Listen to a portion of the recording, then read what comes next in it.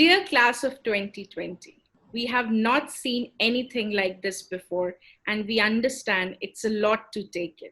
With COVID-19 pandemic, the world has taken a dramatic turn. But to successfully respond to a situation on which you have absolutely no control, you must pay attention. Hello and welcome. I'm Garima, and joining me on the dais today is Kirti Sharma, a career coach and socio-emotional educator.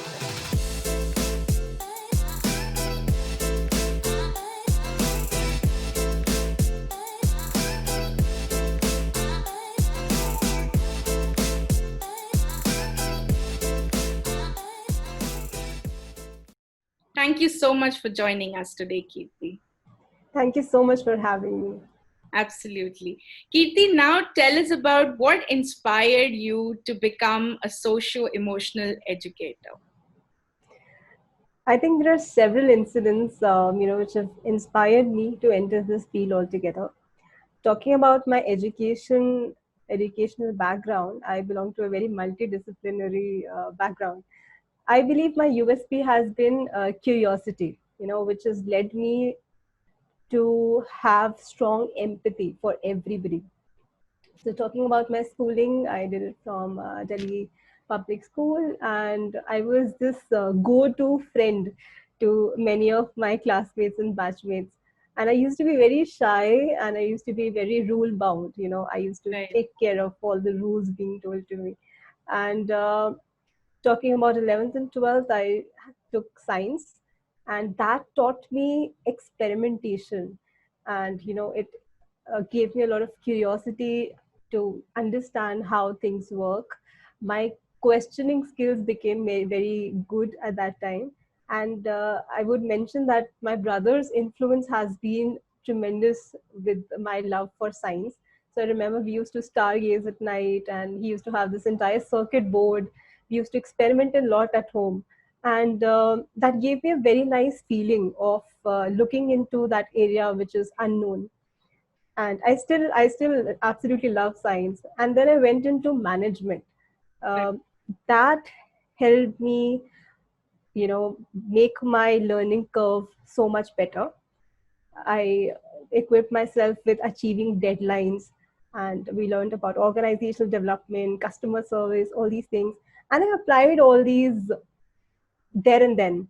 So we were very fortunate to have a lot of multinational students in our batch. And I applied all the team building skills and everything, whatever we learned there and then. And I could see a wonderful effect. Then I moved on to psychology because in my MBA, I had studied HR, and that was something which I absolutely loved. Then I wanted to, go into psychology. And there, I think my life enhanced completely. And I firmly believe that psychology is a subject which should be taught in school. And because of all these background which I have mentioned, I really love to simplify complexities. So I try to avoid using very technical jargons and make it difficult to understand for Right. everybody. So I also think that there are very simple solutions to very complex problems otherwise. And I remember this one little incident which happened with me. I remember going for an interview for a very big social cause. And there on the panel, it was the last round after about 2, 3 interviews or group discussions. It was the last round. I wouldn't name the organization, but it was very huge. So all the people there were asked, what is your inspiration of entering this field? Now, I was amongst the youngest. All of them said, my entire life I have been doing this, that, and now I realize my passion lies here in this social work sector. And everybody were giving some answers around this only. When it came to me, I said, I'm doing this right now because I don't want to say that later in life. Right. So, yes, Absolutely. I absolutely, that's my journey in short. That's a very interesting story here, Kirti, because curiosity is something which can be taken in both ways, right? And the more we use it positively and constructively in our career, it can simply do wonders. And talking about being a socio emotional coach, I find it's a very fine blend of psychology and emotional well being, and these are elements which play a very, very crucial role in one's career. How would you relate your understanding of human psychology with one's career path? Right. That's a beautiful question. And I firmly believe that we all are a part of a jigsaw puzzle. We all fit in somewhere in that picture, but we have to find that place. We are all equipped with certain skill sets, certain USPs, something which can be used for a larger cause. The entire journey is to find that right place. At times, I've seen a lot of people in wrong places and then being stressed out. True, However, had they realized their interest and the passion and the right ikigai, if I may call it, things would have been so much better. right, There are, I have seen sweepers who are very, very happy and they do their job very nicely. And right, I've also seen CEOs who are not content with what they're doing. So, to love life and to love our worth, it is important to shed some energy into this aspect also. And if you talk in financial terms, probably the rate of return will be much higher when you're at the right place. true. Money always follows in the end. If we keep following our passion, that's actually very important. Kirti, I'm also curious to know about your family, because while I was doing my background research about you and your family, there's this ancient wisdom that you have mentioned in your profile. Tell us about it. How does it relate to the modern society that we live in? Right. You've done a very thorough research, and I'm very happy about that. Talking about my family, I am very proud to share that I belong to a very spiritually rooted family of blissful members.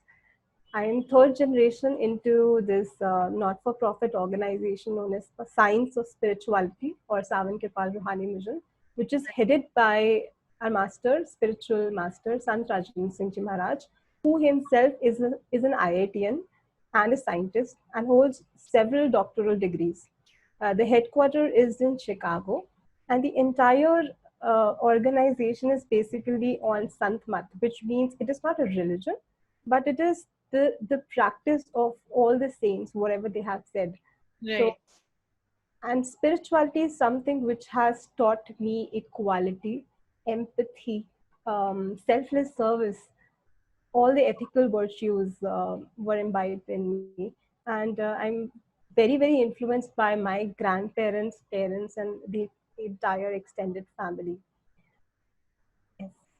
nice, nice. That's very nice, actually. It's very important to be rooted in our family, their values, and where we come from. Most of us, when asked about our family history, some of us we do not actually identify with.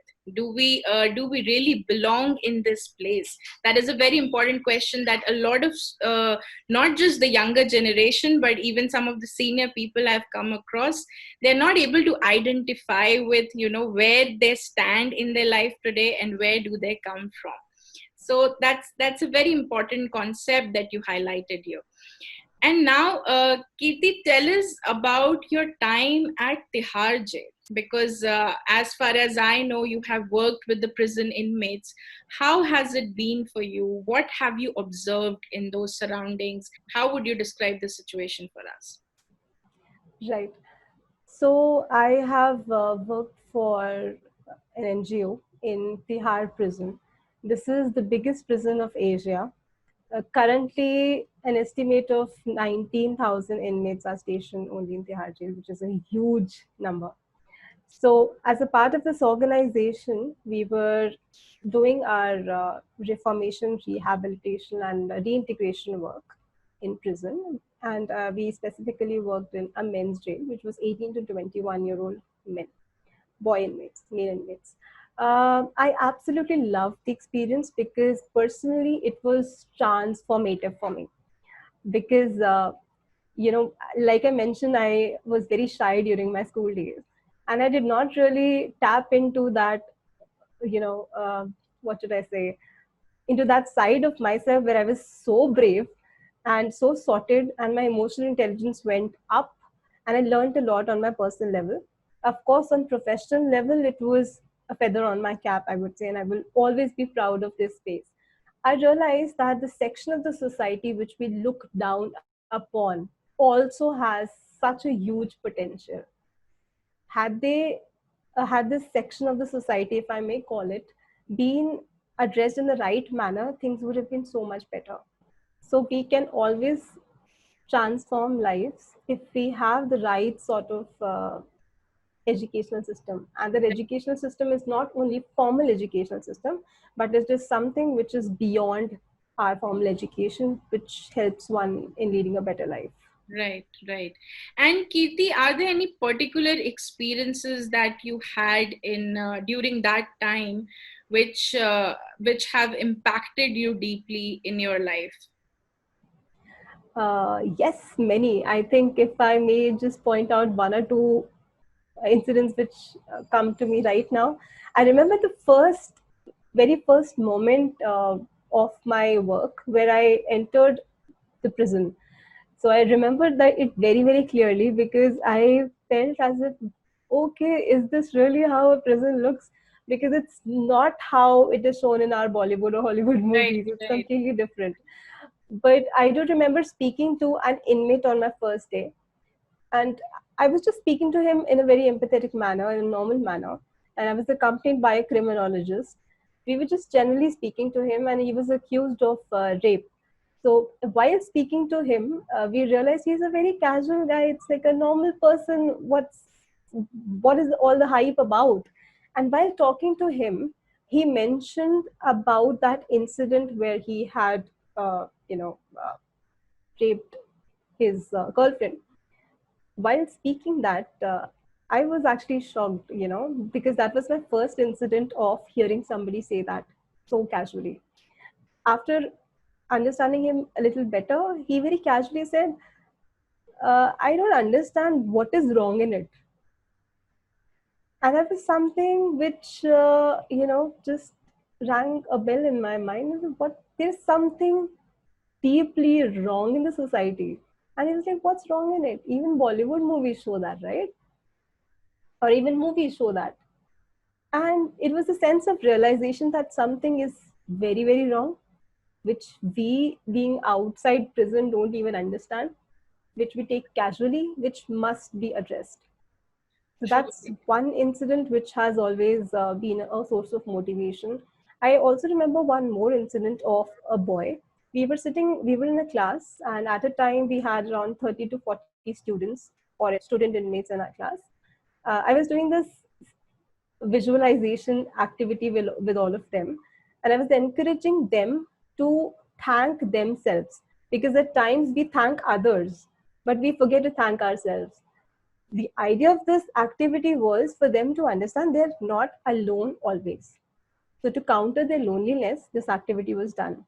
And I remember while doing that, they had their eyes closed, and it was a very nice moment that they were enjoying. And I saw this one person suppressing his emotions. And I just continued this activity for 5-10 more minutes, just for him to be comfortable, so that nobody looks at him and makes fun of this person. He wanted to cry, but he could not cry. And this was the first time that I touched anybody in prison. So I walked up to him and I just tapped his head once, just once.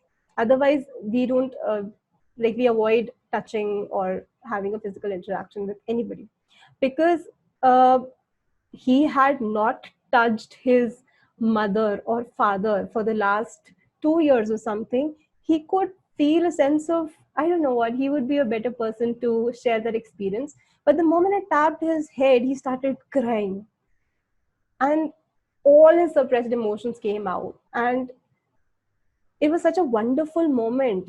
That's the moment I realized the importance of a basic stroke that you give to a person. And for 5 minutes, he was crying like anything. And then when he came back, he thanked me in a non-verbal communication style, because he did not want anybody else to know that. It was a wonderful moment, and I still remember that. Absolutely, because what I can say is sometimes we take these little things for granted. Human touch, something as basic as human touch, and allowing and empowering others to feel grateful and not be very hard on themselves. That is something that you did at that point of time. And I would say that it's really commendable, because sometimes people need that kind of reassurance from another human. And that is a wonderful thing, Kirti, and which actually brings me to my next question about your initiative, Sai Within, with Kirti Sharma. What is this about? Tell us. So, like I mentioned earlier, I firmly believe that we all have the ability to help ourselves. And we have to understand that before helping others or the society, we need to help ourselves. Right. So, Sai Within is an initiative which means see within yourself through psychology. And the mission of this initiative is to rekindle peace and wisdom we all have inside of us already. There are times when we do not sort of realize that we already have these qualities inside of us, and we may need external help, which is again okay. So, through this initiative, I have been posting a lot of social media content. I've been doing awareness sessions, trainings, workshops, group sessions, a lot of one-to-one sessions. Until now, with God's grace, I have reached at least 5,500 hearts already, which includes inmates, teachers, students, corporates, and community at large. Right. Yeah. That's wonderful, Kirti. And I wish you all luck with this endeavor. And I'm sure this is an initiative which will help a lot of people, especially during the times we are in right now.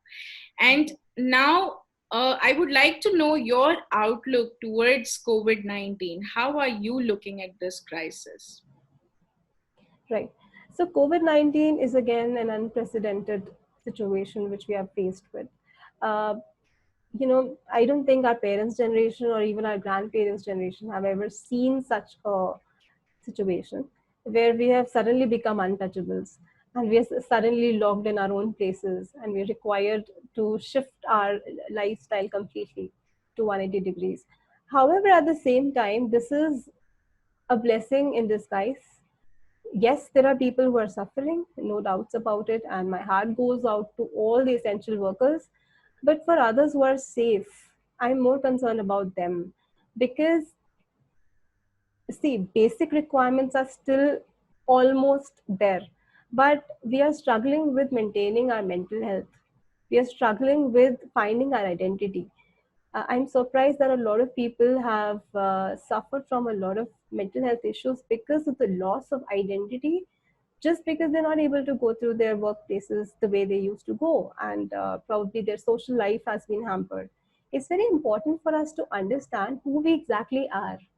Usually we introduce ourselves as first our name, and second as our designation, and probably third as our family.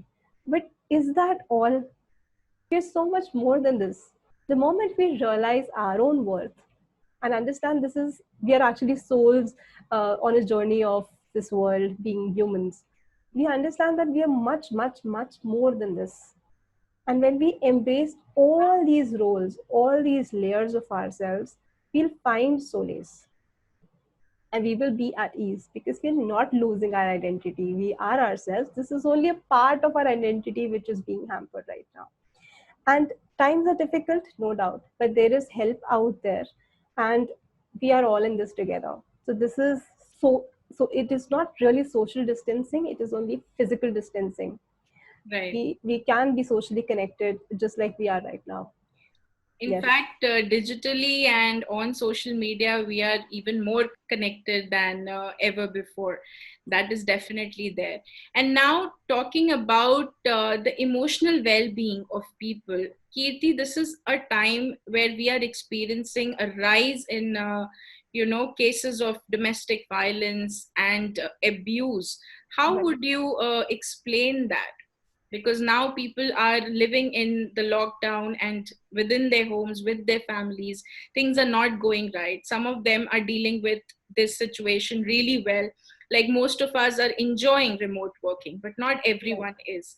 How would you explain this situation? Right. Um, Government domestic violence is a very, very serious concern faced by not only women and children, but also men. Right.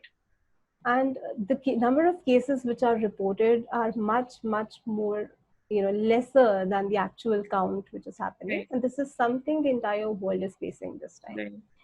Yes, it has been highlighted more because we are in a lockdown situation, but this is something which has been happening throughout. And I personally believe that this should be tackled on the onset of the first incident because there are red flags. And one, we must equip everybody in understanding all these red flags. It is not that suddenly something has happened. Right. And if such situation is carried on, if somebody is facing domestic violence, one must inform near and dear ones. If you want to resolve the incident, the relationship or the situation or the conflict, one can seek relationship advice or therapy while keeping the legal bodies informed. So it's very, very important to take corrective actions. If you talk about the victim mindset, victim is usually submissive or lack confidence in him or her, and the oppressor takes advantage of that situation. But we have to understand even the oppressor has some issues which are leading him or her to do such acts. So it's important to consider both the parties here.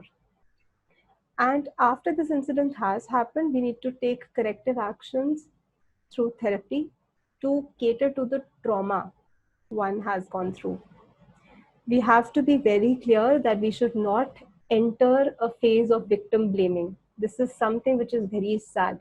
True. A person who has already faced a lot of issues is then faced with victim blaming, which is not right.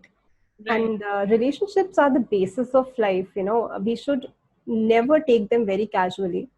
And yes, we are not taught relationship management in any form of formal educational system, Yes. and we may not know how to handle them, and it's all right. So when we know we're not able to handle, we should know how to handle it. We should learn. I think it's very important to understand the background story, as you Yes. highlighted correctly. Now, Kirti, there's also another very important concern at this point of time. If I talk about the oil and gas industry, and Right. there are thousands of job losses and layoffs going on, and the students who are graduating in 2020, they are especially confused, I would say, anxious and depressed that whether this is the right time to launch their career in the industry. How would you help them? How would you help them understand to go how to go about their job search strategy and understand their personal branding? How would you help them? Right. Uh, I would advise all the students, all the young professionals who are entering this profession at large, and even other professions for that matter, because a lot of organizations are, a lot of many industries are being hit by this current situation. Right. We have to understand there are some things which are controllable, and there are some things which are not controllable. The moment we start focusing on factors which are not controllable, that's the point where we get frustrated. So first, I would advise everybody to do this small little activity to just list down all their worries and all their concerns, whatever is in their mind. Now, understand whatever is controllable and what is uncontrollable. Make separate lists for both. Now, pick which are controllable and start working on them. Right now, can we change the entire world scenario? We cannot. Can we increase the demand of oil? We cannot. Can we change the GDP of our country? We cannot. What can I as an individual do is, probably I'll share just 3 tips. First, you can invest your time and energy into realigning yourself, find your real passion, try and deep dive into the industry. Not only your industry, but your own self. So it's about understanding everything about yourself. Second is to invest in health. And by health, I mean not only physical health, but also social health, emotional health, and financial health. Right. And enjoy the benefits you're getting from there. Because at this time, you can see the results also. Probably when we are again in the fast paced world, probably we will not get this time to sit and understand what is going on. True. Third is to upskill and network. Learn about your own industry very nicely.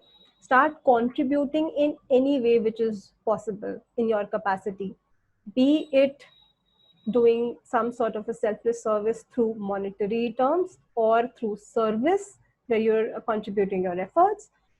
Try and understand how, however, whatever skill sets you have, can you use that in the betterment of the society at large? Can you help your juniors? Can you help other people in this profession? I think this will inculcate a sense of altruism also, because right now students and young professionals also have some issues regarding loss of identity. Where do I place myself in this Right. world? The moment we start working on all these areas, the self confidence will increase. Also, like you mentioned towards the end of your question about personal branding, this is something which is super important. Try and learn about LinkedIn as a profile. We both also connected through LinkedIn, and I'm Right. so happy that we have collaborated. There are, instead of focusing a lot of energy onto Facebook or Instagram or TikTok for that matter, put your energy into LinkedIn on your personal branding. One can learn about campus to corporate trainings. There are so many websites, so amazing trainings are happening.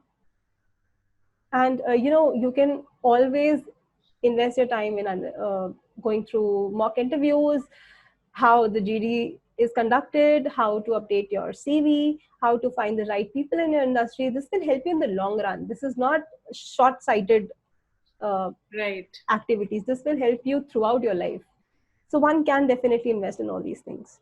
Yes. Definitely. This is beyond the crisis, actually. This is not, as Yes. you mentioned, this is not just for COVID-19.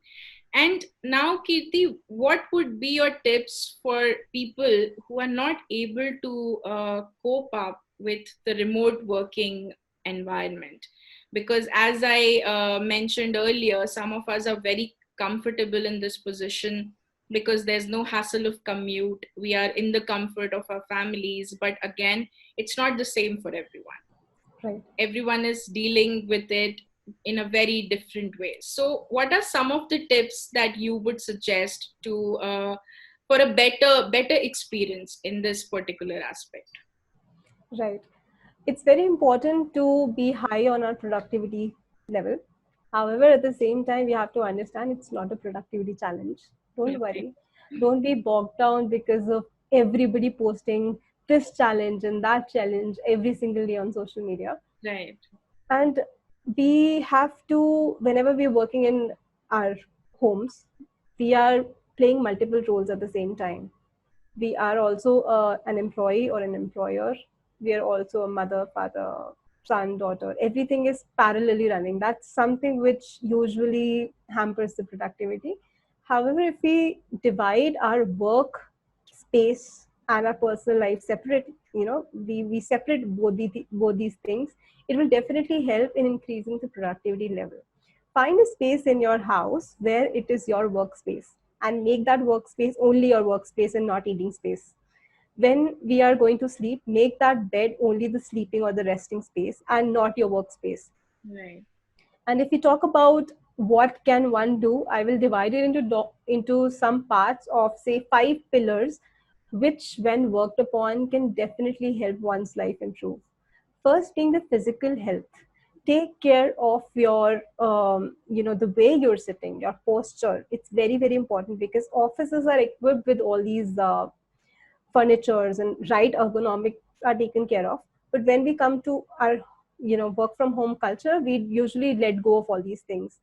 Take care of the way you're sitting, your screen time, your posture, the amount of time you're sitting in one place. That is also important, because I've seen a lot of people sitting in the same position for good 5-6 hours and then complaining of a backache.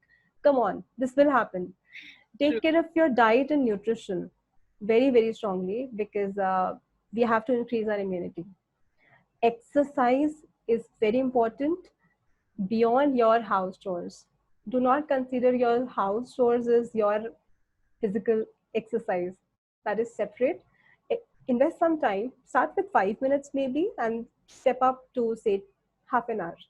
Take care of your sleeping routine, sleeping patterns. Try and have a deep sleep. Take care of water intake as well. That comes physical health. Second, being the social health, I would advise to stay connected with your loved ones. Make your network vast. This will really help in freshening up your social network, True. and have deeper conversations. And I would congratulate you for that, because this is something you're doing and this is something which is very inspiring. One can have deeper conversations with another human being, and not only have the surface level communication which is on autopilot mode. Third, being the emotional health. We have to invest time in understanding ourselves better. One can invest in psychoeducating themselves and also people around you. Right. Fourth, being the spiritual health. Try and spend time in meditation, gratitude, journaling, or practicing gratitude. Read about something, hear, practice all these things. Try and invest some time in selfless service to enhance your altruism factor. And of course, the financial health, which includes budgeting and reducing expenditures. Because right now, whatever the situation we are in, this is not a normal situation. We have to learn to reduce our expenditures, probably get into minimalism, or try and understand what all things we don't really require and we invest upon. These are some very, very helpful tips, I would say. And even I'm going to follow some of the things that you mentioned. I have not been taking care of some aspects, but yes, I am going to do something about it. Thank you so much, Kirti. Now, moving on, how do you think the role of soft skills and emotional intelligence has evolved over the years? Because what we have observed in the past, a lot of emphasis has been given on intelligence, intellect, but people don't really talk about how important it is to have an emotional perspective to things, how to be empathetic. People don't talk about these things. How would you describe that, and how do you look at the role of soft skills and emotional intelligence in one's career? Right. I think that's a very interesting question. This is something I always hear, and I love to answer this question. So, if we take help from a research done by Carnegie Institute, they say that 20% of a human being's success depends upon their IQ, and 80% depends upon their EQ.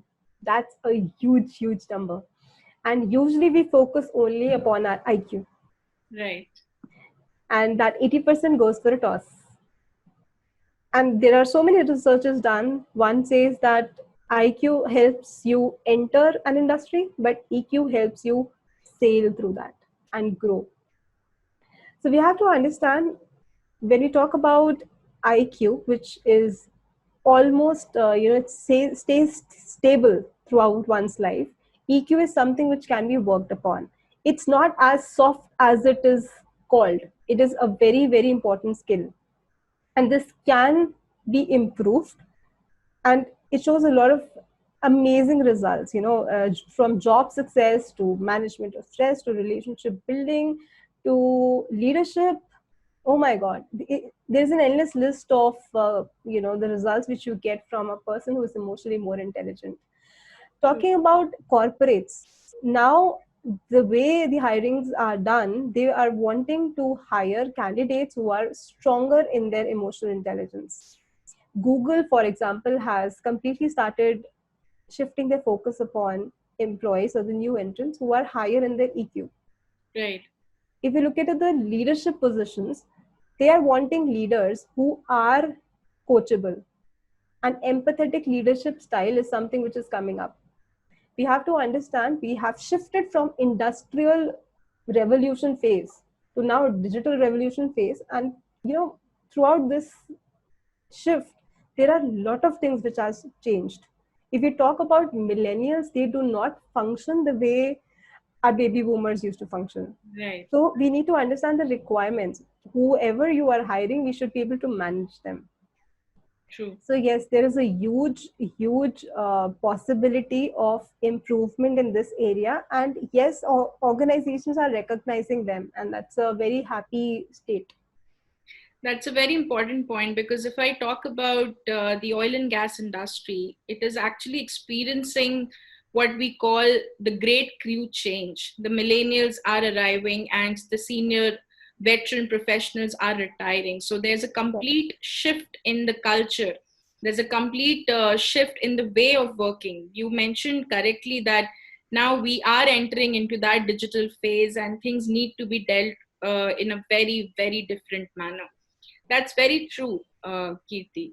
Now, if we talk about the younger generation and the COVID 19 situation, what would be your message for them? Because these are, again, as we have discussed and touched upon so many aspects, but if you had to say one thing to them to help them hang in there, what would that message be? I would say focus on resilience building.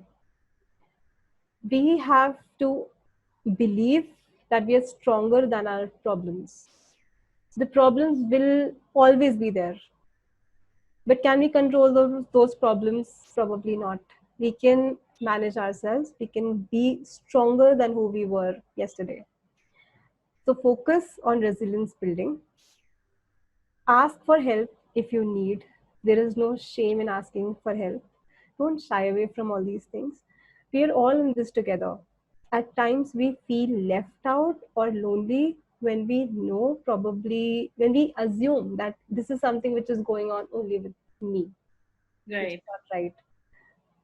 That's very So true. yes, I think I would advise everybody to focus their energies on resilience building, and things will definitely fall into place. And there's this one last question I'm particularly interested in, is that you have observed human behavior very closely. You have seen both ends of the human nature as a socio emotional coach. What are some of the things that have made you understand that human beings are exposed to extreme behaviors? And how would you help us understand these kind of situations that we perceive? Hmm. So I think we as humans, we have immense capabilities. We have tools actually. The way we use those tools are very different. For example, a person is given a hammer, he may just break down an entire wall. And the other person with that hammer can nail the wall and hang a beautiful painting. So yes, as human beings, we have all the capabilities, but it is very important to inculcate the idea of wisdom, how to use that. And of course, there are a lot of incidents where we have seen the best and the worst of cases. Talking about the worst of cases, for example, if I may quote an example of Tihar jail, I have heard this firsthand from a person that because his girlfriend rejected his gift, he his frustration converted into anger, into rage, and he murdered the entire family because of that. Entire That's family. yes. And apparently, he was very proud of what he did, and he did not even understand that you know this was not right. Of course, his counseling was done, and we understood there were a lot of disorders which led him to do that. But this was one incident which stayed with me for a couple of months, years now. The best of the stories, I have met a lot of people, and I'm so proud of them. They themselves have suffered through trauma. They did not let that trauma affect them in a negative manner. They found strength in that trauma, and now they're doing such amazing work in uplifting the society at large. And I myself am one of them who has learned from difficulties in life. So I am today I'm very proud to say that I've been on the both sides of the table, as a person counseling to as a person who was being counseled. We all face through our difficulties, but it's upon us, it's upon our wisdom to navigate our way to help others not go through similar tasks, similar issues. So, if I compare that incident, which was of that inmate, to people who are building their lives in a very nice manner through all these painful incidents, the capacity is immense. We have to keep our wisdom in place, and things will definitely follow. That's a very, very wonderful take, Kirti. And I would like to congratulate you personally on your journey because, as you said, it is not easy. A lot of things happen in our lives, and it is all about, in the end, how we look at the situation, how we actually outgrow from that situation. And it's very important to focus on that perspective, on that positive approach. It's a beautiful point that you articulated here, and I'm glad you mentioned it. And Kirti, today I would like to thank you for joining me and sharing your personal journey with us, and also for inspiring our student community, and not just the student community, but a lot of us would find immense inspiration from your story and how you are shaping everyday lives of people here. So I would really like to thank you for this, and I wish you all luck for your future endeavors. And I'm sure you are here to do some really, really amazing work. Thank you so much. Thank you so much. It was my pleasure, and I wish you all the very best. And through your medium, I wish everybody watching this all the very best. Believe in yourself, be answerable to yourself and the higher power, and everything will be better. Thank you so much for having me. It was lovely. It was absolute pleasure, Kirti. Thank you so much.